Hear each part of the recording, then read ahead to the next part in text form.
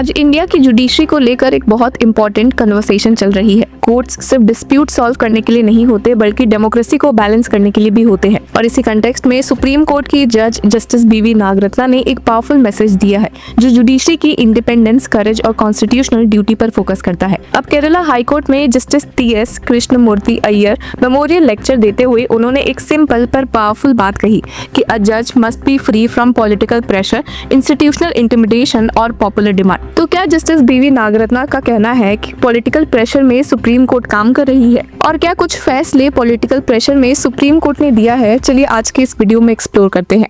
Hello law lovers and justice seekers, welcome to law Chakra. हम आपके लिए लेकर आए हैं कुछ बहुत ही exclusive. Introducing law Chakra prime membership, जो आपको देगा exclusive access like never before. बनिए लॉ चक्रा की प्राइम मेंबर और अनलॉक कीजिए full potential of legal knowledge. अभी ज्वाइन कीजिए। अब व्यूअर्स, ये स्टेटमेंट सिर्फ एक थ्योरेटिकल बात नहीं है, ये जुडिशरी के एग्जिस्टेंस का कोर प्रिंसिपल है। क्योंकि अगर जज किसी पॉलिटिकल प्रेशर, पब्लिक आउटरीच या इंस्टीट्यूशनल इंटिमिडेशन से इन्फ्लुएंस होने लग जाए तो फिर जस्टिस का कॉन्सेप्ट ही वीक हो जाता है। जस्टिस नागरत्ना ने क्लियर कहा कि जजेस को कभी भी सही डिसीजन लेने से नहीं घबराना चाहिए, चाहे उसका इफेक्ट उनकी करियर ग्रोथ पर ही क्यों ना पड़े।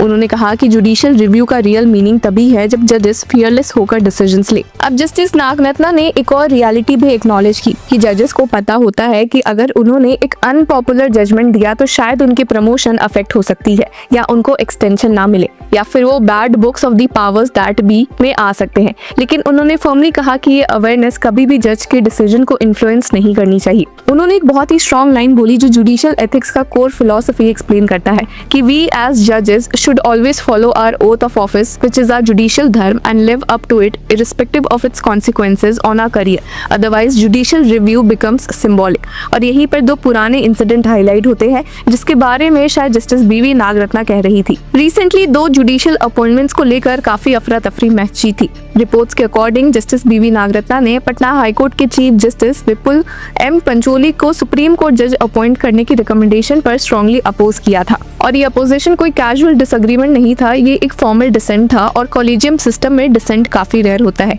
इंटरेस्टिंग बात ये भी है कि सुप्रीम कोर्ट ने इस रिपोर्ट को डिनाई भी नहीं किया था और जो ऑफिशियल स्टेटमेंट कोर्ट की वेबसाइट पर इशू हुआ रिगार्डिंग द रिकमेंडेशन ऑफ 2 जजेस टू द सुप्रीम कोर्ट, उसमें जस्टिस बीवी नागरत्ना के डिसेंट का कोई मेंशन भी नहीं था, बिल्कुल साइलेंस था। और यहीं से पॉलिटिकल प्रेशर और ट्रांसपेरेंसी का सवाल भी खड़ा होता है। जस्टिस नागरत्ना ने रिपोर्टेडली रिक्वेस्ट की थी कि उनका dissent note supreme court website पर अपलोड हो, लेकिन अभी तक उनका डिसेंट पब्लिक नहीं किया गया है। और इसी डिबेट के बीच एक और कंट्रोवर्सी उठ गई थी जो जुडिशरी की इंडिपेंडेंस को लेकर सीरियस क्वेश्चंस भी रेज कर रहा था। सुप्रीम कोर्ट जज जस्टिस उज्जवल भुया ने रिसेंटली कॉलेजियम के एक डिसीजन पर डिसअपॉइंटमेंट एक्सप्रेस किया जहां पे पॉलिटिकल प्रेशर का फील हो रहा था। इशू था मध्य प्रदेश हाईकोर्ट जज जस्टिस अतुल श्रीधरन के ट्रांसफर का। इनिशियली कॉलेजियम ने रिकमेंड किया था कि उनको मध्य प्रदेश हाईकोर्ट से छत्तीसगढ़ हाईकोर्ट ट्रांसफर किया जाए, लेकिन लेटर रिकमेंडेशन चेंज हो गया और उनको इलाहाबाद हाईकोर्ट ट्रांसफर कर दिया गया था after reconsideration request from the central government. Justice Bhuyan ने इस डेवलपमेंट को लेकर सीरियस कंसर्न एक्सप्रेस किए थे। कहा था कि it reveals a striking intrusion of executive influence. उन्होंने ये भी क्वेश्चन रेज किया कि क्या किसी जज को सिर्फ इसलिए ट्रांसफर किया जा सकता है क्योंकि उसने गवर्नमेंट के खिलाफ कोई इनकन्वीनियंट ऑर्डर पास किया हो। और उनका एक और स्ट्रॉन्ग रिएक्शन था कि does it not compromise the integrity of the collegium system. Justice Bhuyan ने क्लियर कहा कि कॉन्स्टिट्यूशनली गवर्नमेंट का कोई रोल नहीं होता जजेस के ट्रांसफर में। A transfer done at the instance of the government reveals that the independence of the judiciary has been compromised. उन्होंने वार्निंग दी कि अगर कोई कॉलेजियम रेजोल्यूशन खुद रिकॉर्ड करे कि ट्रांसफर गवर्नमेंट के रिक्वेस्ट पर हुआ है तो ये एक क्लियर एडमिशन हो सकता है पॉलिटिकल एग्जीक्यूटिव इन्फ्लुएंस का। और वहीं अगर हम दूसरे केस में जस्टिस बीवी नागरत्ना के डिसेंट पर एक नजर डालें तो वो भी काफी स्ट्रॉन्ग लैंग्वेज में था। उन्होंने क्लियरली कहा था कि जस्टिस पंचोली की अपॉइंटमेंट काउंटर प्रोडक्टिव हो सकती है to the administration of justice और इससे कॉलेजियम सिस्टम की क्रेडिबिलिटी भी स्टेक पर आ सकती है। अब जस्टिस नागरत्ना ने अपने डिसेंट में एक और इम्पोर्टेंट पॉइंट रेज किया था। उन्होंने जस्टिस पंचोली के 2023 ट्रांसफर का रेफरेंस दिया जब उनको गुजरात हाईकोर्ट से पटना हाईकोर्ट ट्रांसफर किया गया था। उन्होंने नोट किया कि ये कोई रूटीन ट्रांसफर नहीं था। कहा कि इस ट्रांसफर के पीछे हाईएस्ट लेवल पर केयरफुल डेलिब्रेशंस हुई थी, इसलिए उन्होंने डिमांड किया कि 2023 ट्रांसफर के कॉन्फिडेंशियल मिनट्स को परयूज किया जाए। जस्टिस नागरत्ना ने एक और टेक्निकल बट बहुत ही इंपॉर्टेंट इशू हाईलाइट किया था, सीनियरिटी का। और ये सिर्फ सीनियरिटी का इशू नहीं था, रिप्रेजेंटेशन का भी था। जस्टिस नागरत्ना ने हाईलाइट किया कि Gujarat high court already supreme court bench में रिप्रेजेंटेड है bye justice JB Pardiwala and NV Anjaria. मतलब अगर जस्टिस पंचोली भी अपॉइंट हो जाते हैं तो गुजरात हाईकोर्ट से सुप्रीम कोर्ट में तीसरा जज आ जाएगा, जैसा कि हुआ भी।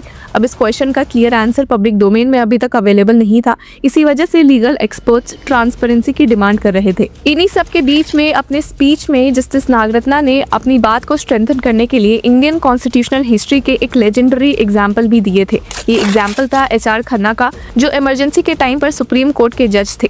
केस था ADM Jabalpur versus Shivkant Shukla. Emergency के दौरान गवर्नमेंट ने फंडामेंटल राइट सस्पेंड कर दिए थे। क्वेश्चन ये था कि क्या सिटीजन्स फिर भी कोर्ट जाकर अपनी पर्सनल लिबर्टी प्रोटेक्ट कर सकते हैं। सुप्रीम कोर्ट की मेजॉरिटी बेंच ने कहा था कि इमरजेंसी के दौरान सिटीजन्स को कोर्ट अप्रोच करने का राइट भी सस्पेंड हो सकता है, लेकिन जस्टिस खन्ना ने इस डिसीजन से डिसेंट किया।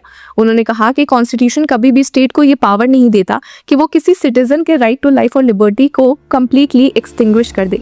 ये डिसेंट एक हिस्टोरिक मोमेंट था, लेकिन इसका पर्सनल कॉस्ट भी बहुत बड़ा था। जस्टिस खन्ना को बाद में चीफ जस्टिस ऑफ इंडिया बनने से सुपरसीड कर दिया गया था, लेकिन हिस्ट्री ने उनको रॉन्ग प्रूव नहीं किया। बाद में सुप्रीम कोर्ट ने खुद इस जजमेंट को ओवररूल कर दिया था। अब स्पीच का एक और इम्पोर्टेंट पार्ट था जुडिशियल इंडिपेंडेंस का कॉन्सेप्ट। यूजुअली लोग जुडिशियल इंडिपेंडेंस को सिर्फ पॉलिटिकल इंटरफेरेंस से फ्रीडम के पर्सपेक्टिव से देखते हैं, लेकिन जस्टिस नागरत्ना ने कहा कि जुडिशियल इंडिपेंडेंस के 2 डायमेंशन होते हैं। पहला होता है एक्सटर्नल इंडिपेंडेंस, यानी जजेस को पॉलिटिकल प्रेशर, एग्जीक्यूटिव इन्फ्लुएंस और पब्लिक ओपिनियन से फ्री होना चाहिए। इसी कंटेक्स्ट में उन्होंने कहा कि अ जज must be free from political pressure, institutional intimidation और पॉपुलर डिमांड। लेकिन एक और सटल डायमेंशन भी है जिसे लोग इग्नोर कर देते हैं, ये है इंटरनल इंडिपेंडेंस। इसका मतलब है कि जज को अपने कलीग से भी इंटेलेक्चुअली इंडिपेंडेंट होना चाहिए। अगर किसी जज का लीगल इंटरप्रिटेशन बाकी जजेस से अलग है तो उसका अपना डिसेंट एक्सप्रेस करने का फुल राइट होना चाहिए। जस्टिस नागरत्ना ने कहा कि separate and dissenting opinions are manifestations of intellectual autonomy.